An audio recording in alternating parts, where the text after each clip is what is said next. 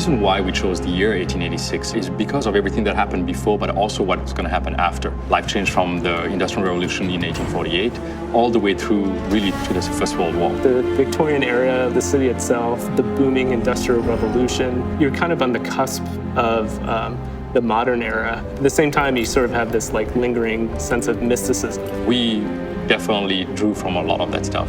I remember being enamored with the whole idea of Camelot and the Knights of the Round Table, something that was not religious, but really, about humanity. If you look at the Arthurian legend, there's some of them that go back to pre-Roman, Celtic, and we wanted to get that kind of Celtic lineage back into the oldest part of the order. It's so rich with the lore, with those interaction and people, these noble knights basically protecting humanity. And he was like, well, if we could meld a story like that, if we build those people, if we build something that is slightly outside the bounds of reality, can we make it real enough? We want that kind of double take where it feels like the 1886 that was, but then kind of out of the corner of your eye, it's like, well, there's certain things where we deliberately kind of deviate from history just to have that balance between getting that first read of believability and sort of the second read of, wow, that's kind of cool and different. We tried to echo a lot of things that were true of the time. We didn't want to recreate history, we wanted to twist it. We just poured over kind of the history of the era,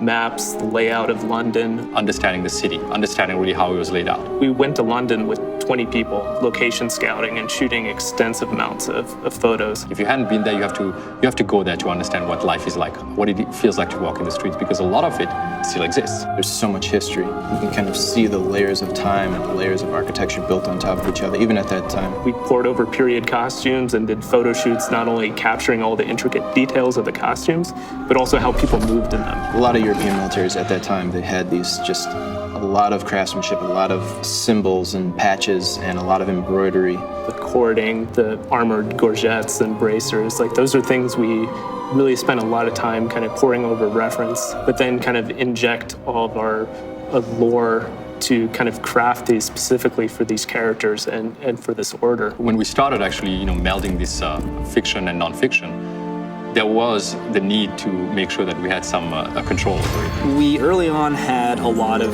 elements that were kind of more fantastic. It was very tempting and very easy early on to go like, if we're gonna do alternate history, let's alter the world a lot. The risk of approaching a game like this and bringing that balance between fiction and nonfiction, once you've basically, broken that suspension of disbelief, there is no, buying it back from the player. That kind of undermined the reality and the believability of the situations and the characters, and then it was kind of like all bets are off. We didn't want everything to be kind of pushed into alternate history. So more often than not, modes of transportation is the same, like horse-drawn carriages. But then there's technologies like airships that they did exist in that era, but we kind of pushed them ahead in the time frame. We brought in things that were potentially, 2-3 decades ahead of its time, brought them back into the 1886 era. We were able to keep the overall kind of skyline of London, but then you see certain things like the mooring towers for the airships and the searchlights with them that give you this kind of layered, kind of alternate twist to the feeling of the world. And that's really the doctrine we followed throughout the game. It's asking the question of whether or not people today that live today could believe the fiction that we're adding into our history. That's something that sort of ties everything together to make it feel like an era that existed kind of out of place in time. What's so fascinating about history is that regardless of all the fiction we write, I don't think it's ever as mysterious as history has been. You can go back and read books about events that have happened in the past, and they're really never 100% true. There's always something that actually is slightly off.